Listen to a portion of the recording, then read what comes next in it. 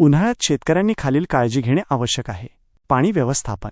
उन्हाळ्यात पाण्याची कमतरता असते, त्यामुळे पिकांना नियमित पाणी देणे गरजेचे आहे. ठिबक सिंचन किंवा स्प्रिंकलर सिंचनाचा वापर करून पाण्याची बचत करा.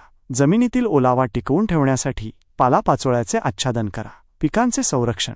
उन्हाळ्यात पिकांवर किडी आणि रोगांचा प्रादुर्भाव वाढतो, त्यामुळे नियमितपणे पिकांची तपासणी करा. आवश्यकतेनुसार कीटकनाशके आणि बुरशीनाशकांचा वापर करा. उन्हाळ्यात पिकांचे जास्त तापमान आणि उष्ण वाऱ्यांपासून संरक्षण करण्यासाठी योग्य ती काळजी घ्या. जमिनीची काळजी.